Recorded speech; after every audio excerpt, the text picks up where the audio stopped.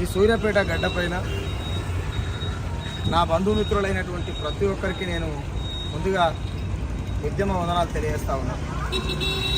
ఈ ప్రాంతంలో అనేకమైనటువంటి ఉద్యమాలకు పురుడు పోసినటువంటి సూర్యాపేట గడ్డ ఇప్పటికీ దేశంలో అనేక మార్లు చర్చించవలసినటువంటి జిల్లాలు కావచ్చు, ప్రాంతాలు కావచ్చు, ఆ పేరు వచ్చినప్పుడు సూర్యాపేట అనేటువంటి పేరు ఖచ్చితంగా చర్చనీయ అంశంగా ఉంటుంది.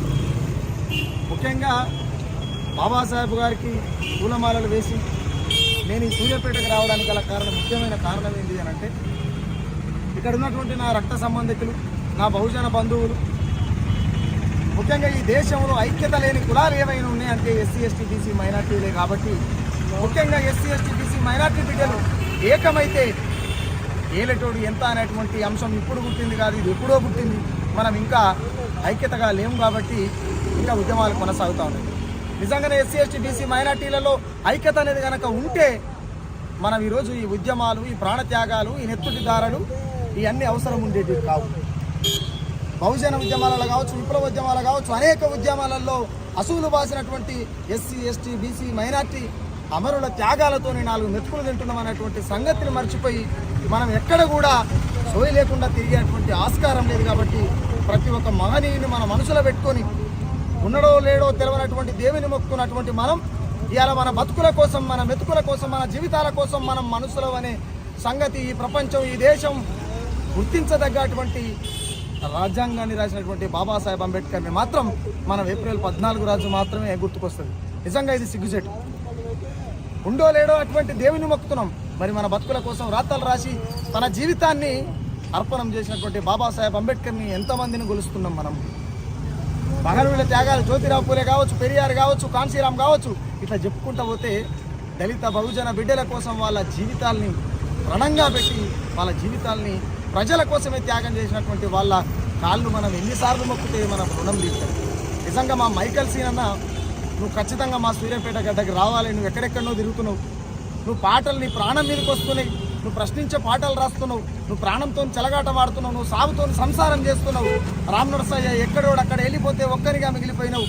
నువ్వు ఎక్కడ కూడా ఇబ్బంది పడుతూ మా సూర్యాపేట గడ్డ దగ్గర మన బహుజన బంధువులు ఉన్నారు, మన బిడ్డలు ఉన్నారు, మన జాతి బిడ్డలు ఉన్నారు.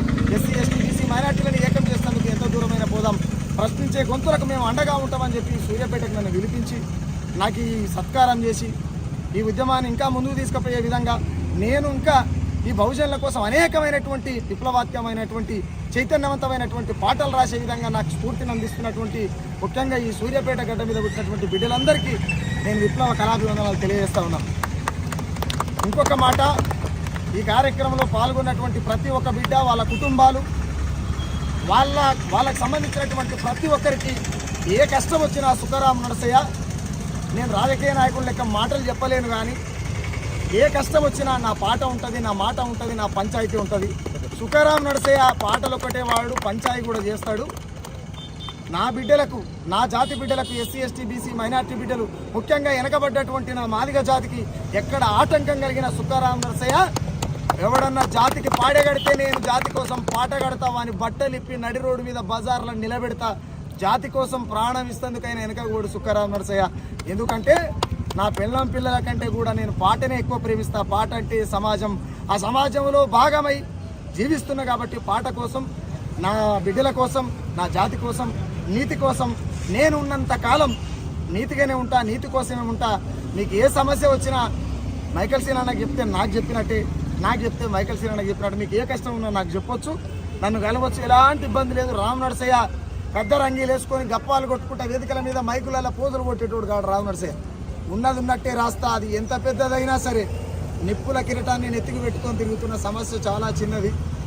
ఆ నిప్పుల కిరీటం మోసేటోని మీకు వచ్చే సమస్యలు చాలా చిన్నవి. కాబట్టి అది ఎంత పెద్ద సమస్య అయినా పరిష్కారం చేసే దిశగా సుఖరాం నరసయ్య ముందరుంటాడు. కాబట్టి నన్ను ఆహ్వానించి ఇంత పెద్ద సత్కారాన్ని చేసిన ప్రతి ఒక్కరికి, ఇక్కడ ఉన్నటువంటి విజయ్కి, ఇక్కడ ఉన్నటువంటి ప్రతి ఒక్కరికి, నవీన్కు, ఉదయ్కు, మా మైకల్ సీన్ అన్న, ముఖ్యంగా నా కడుపులో ఉంటలే వయసులో నాతో పాటు ఉంటాడు కానీ నా కొడుకు కళ్యాణ్, ఇక్కడ ఉన్నటువంటి ప్రతి ఒక్క తమ్ముడు, మా సీనన్న కొడుకు, ఇట్లా ప్రతి ఒక్కరికి ప్రత్యేకమైన ధన్యవాదాలు తెలియజేస్తా ఉన్నా.